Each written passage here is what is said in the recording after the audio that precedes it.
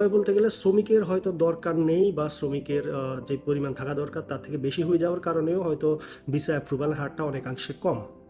এখন প্রশ্ন হচ্ছে তাহলে কি আদৌ ভিসা খুলবে না? বা ভিসা বাংলাদেশে থেকে বা যারা আছে এই দেশে আসতে চাচ্ছে তাদের কি আসার স্বপ্ন আদৌ পূরণ হবে না? দেখুন, আপনি চাইলে কিন্তু এদেশে আসতে পারবেন যদি আপনার গ্র্যাজুয়েশন কমপ্লিট করা থাকে, অর্থাৎ হাই প্রফেশনাল ভিসায় আপনি সহজেই এদেশে আসতে পারেন। আমি নিজেও কিন্তু হাই প্রফেশনাল ভিসায় এদেশে আসছি। বর্তমানে শুধুমাত্র বাংলাদেশি নাগরিকদের জন্য হাই প্রফেশনাল ভিসাটাই খোলা আছে। সো আপনি যদি চান যে আপনার গ্র্যাজুয়েশন কমপ্লিট করা আছে, আপনি অনার্স মাস্টার্স কমপ্লিট করেছেন, আপনি ভালো স্কিলড আছে আপনার, আপনি এদেশে আসতে চাচ্ছেন, আপনি ওয়েলকাম, আসতে পারেন, কোনো সমস্যা নেই। কারণ হাই প্রফেশনাল ভিসাগুলো খুব সহজেই অ্যাপ্রুভ হয়। হাই প্রফেশনাল ভিসায় কিন্তু আমি নিজেও এদেশে এসেছি। আমি কিভাবে এসেছি, আমার হাই প্রফেশনালের যে আসার যে গল্পটা সেটা আমি আরেকটা ভিডিওতে শেয়ার করব। তবে আপনারা যদি হাই প্রফেশনাল ভিসা আসতে চান তাইলে আমি একটা নাম্বার দিব, হোয়াটসঅ্যাপ নাম্বার, আপনারা চাইলে বাংলাদেশ থেকে যোগাযোগ করতে পারবেন।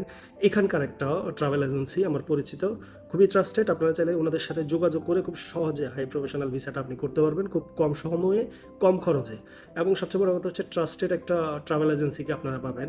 বিশেষ করে এখানে যারা কাজ করে তাদের বেশিরভাগ ট্রাভেল এজেন্সি থাকে আসলে, মানে সহজভাবে বলতে গেলে, আচ্ছা যাই হোক, মানে ট্রাভেল এজেন্সিগুলো আসলে যেমন হয় আর কি।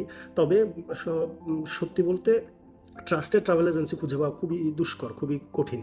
তো আপনি বাংলাদেশ থেকে এই দেশে আসবেন, আপনার অবশ্যই একটা ট্রাস্টেড ট্রাভেল এজেন্সি দরকার। আমি নিচে একটা নাম্বার দিব, বাংলাদেশ থেকে আপনারা হোয়াটসঅ্যাপে যোগাযোগ করতে পারবেন, এই দেশেই নাম্বার।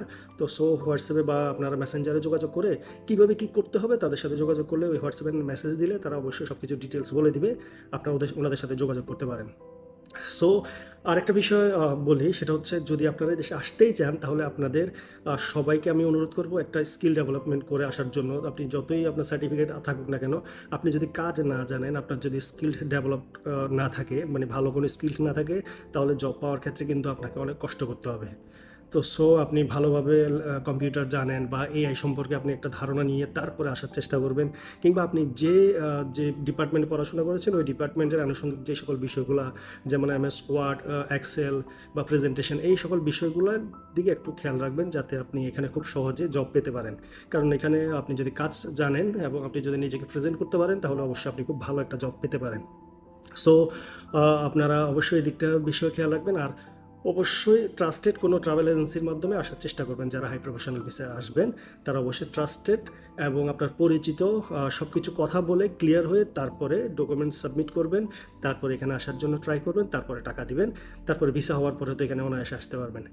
যাই হোক, ভিডিওটি যদি ভালো লাগে অবশ্যই শেয়ার করবেন বন্ধুদের সাথে। আর হচ্ছে, আমি কিন্তু বলি না কোনো ভিডিওতে, এই ভিডিওতে বলছি, আমার চ্যানেলটা সাবস্ক্রাইব করবেন এবং ফলো দিয়ে রাখবেন। ধন্যবাদ।